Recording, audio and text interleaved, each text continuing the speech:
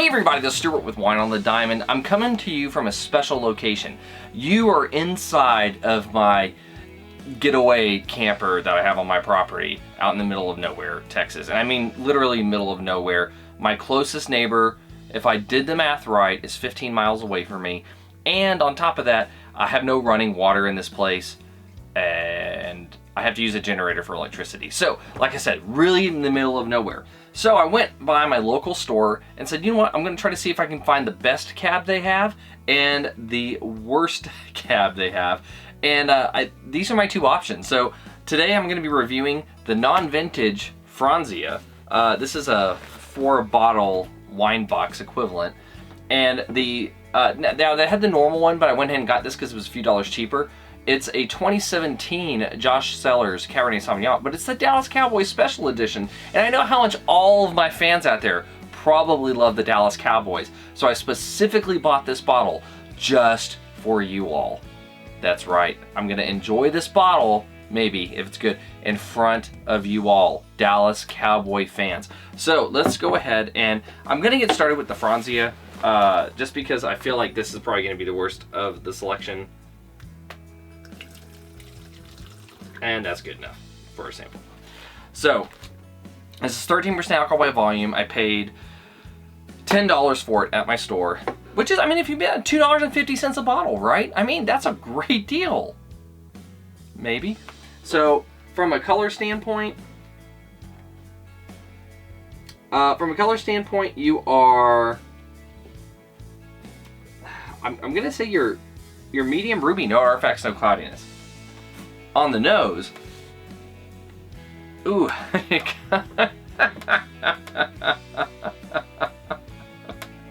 oh my god. It smells like burnt plastic. It smells so bad. It's like burnt plastic. Oh, it's kind of making me gag. With a little bit of red cherry and raspberry.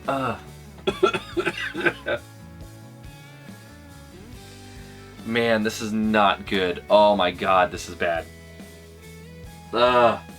Maybe there's you know what though? There's a little of a black pepper note, and the alcohol is pronounced on this. Oh man, this smells like it's high alcohol though. It's only 13%. It's burning my nose. But yeah, it's, I mean, there's not much complexity to that. You get a little black pepper, you get those red fruits, you get this funky, god-awful plastic. Let's get to the taste.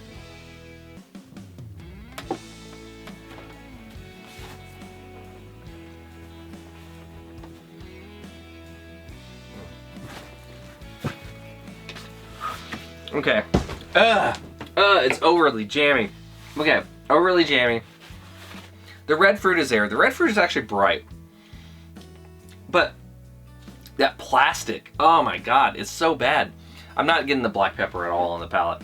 I don't even want to touch this thing again. I don't want to touch it again. It's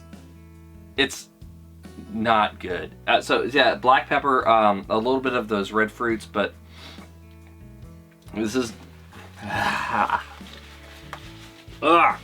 this is not a good wine. It's not a good wine at all. Okay, so I'm just gonna pour this in here. Okay, glass is clean. Let's go through the blick on this. Balance or not in balance. The body, I forgot to mention this. So the wine itself, it's off dry. It is a medium minus body. It, in terms of tannins, medium minus tannins. Yeah, it's just a very underdone. I know I rip on California Cabernet quite often, but good lord, like there's a difference between actually making a California Cabernet and making a good California Cabernet and then just not giving a shit. And I feel like this is where this wine falls. It's like, we have all this other crap left over. We couldn't make anything good out of it. Let's just like do a quick nasty, or just like, we have a ton of grapes. They're not good. Let's just go ahead and make a wine out of it anyway because YOLO. And I feel like that's where this wine falls. It's so balances no points. Length, you have a medium finish. I'll give you that. No, actually I take that back. you go on, your taste goes on for about 30 seconds, but none of it's enjoyable. So I'm gonna give you 0 points there. Intensity, I do have to give you half a point on this because you do have nose intensity, at least a medium nose intensity, at least a medium palate intensity. It's just not good. I mean, so that's my issue there. And then in terms of complexity, you don't have any points there. It's like you have this red fruit, this really crappy, overly done, jammy red fruit. Then you have this like plastic, and I'm not counting that because that almost feels like it's an error in making it. So, and then you have the smell of black pepper, which it's kind of promising at first whenever you get through all the other nasty stuff you're smelling, but then you don't taste it.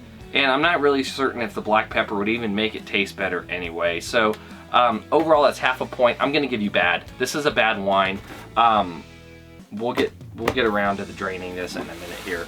But let's try the Josh. I'm hoping that I didn't strike out twice because Josh in the past has been reasonably solid in terms of the actual quality of the wines, but man, it's like, if that is, I'm scared now.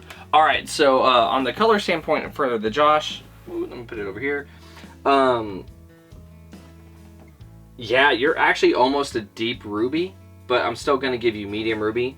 No artifacts, no cloudiness. It looks much more promising. It looks much more promising. How does it nose? See, this smells like cab. This smells like what cab should be, and I'm not disappointed by this. So I am getting black pepper, I'm getting clove, I'm getting a little bit of vanilla. I'm getting a little bit of raspberry, I'm getting a little black cherry. Getting a slight, little bit of plum, like a red plum. I'm getting a little bit of alcohol. Let's say it's probably about medium alcohol on the nose. Oh, also intensity on the nose. Medium intensity on the nose. I mean, this smells much more like what I was kind of expecting a cab to smell like. And there's also this hint of, I mean, it smells like it has like a hint of sweetness to it.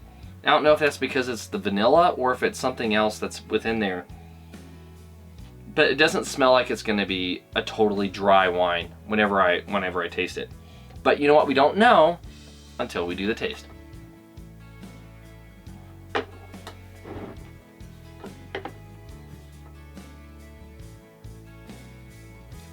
Okay, body medium plus tannins. The tannins are also what I'm going to call peaky. I do a lot of video and audio editing, obviously, for the channel, so you'll see video spikes from time to time, or audio spikes. And that's kind of what this reminds me of. Is as I'm moving it around, it kind of spikes, and then it goes away for a second, and spikes, and comes back. So it's like almost like audio peaking, but in a tannin form. This is, the fruit is definitely there. It's a little bit more mellow than I thought it would be. I'm actually getting a little bit more intensity out of the barrel notes than I am with anything that is coming out of the fruit. Though the fruit is there. It is an off-dry wine, alcohol is medium, and it's interesting because there's also this bit of, like, it's kind of a spicy wine. It's like it's almost like this would pair best with some sort of like holiday cookie in a way. I mean, it's spicy, it has clove, it has it has all this like little bit of pepper, it has all those things, but it has the fruit as well, like almost like those little jam cookies or something. I think that would pair exceptionally well with this wine. Unfortunately for me, I don't have any of those. I'm also on keto, and I have 2 ribeyes and a whole bunch of jalapenos and stuff that I'm probably going to be eating with this instead. So, I mean, it's not that big of a deal for me to not have those cookies, but overall, I would say this wine is much more solid than the Franzia. So let's get to the Blick. So from a balance standpoint, I'm going to give you a full point. I feel like everything is in balance. You have the right structure. The tannins are a little bit weird in terms of the way that I'm experiencing them, but it's nothing that I would say is off-putting. If they were a little bit smoother, I feel like that would make this experience more enjoyable, but with sort of the structure of the wine, I'm not going to complain, especially for the fact that I paid $11.50 before tax on it. Yeah, so with that being said, balance, 1 point. Length, you have a medium to going on to medium plus finish, so half a point. Intensity, you have medium intensity on the nose, medium plus on the palate, so you get half a point. And then from complexity standpoint, I'm not really getting any tertiary on this wine, so I'm going to give you half a point. So ultimately, that comes out to 2.5 points. I'm going to give you good. It's a $12 wine with tax. I'm not disappointed by it. And I know that all of you fans out there of the Dallas Cowboys are going to really enjoy buying this wine for yourself too, right? All right, so this wine is definitely going to be sticking around for a while, so kudos to you, Josh Cellars. The Franzia, though, needs to go down the drain. However, I am in Texas. I say we do this Texas style instead of using the drain.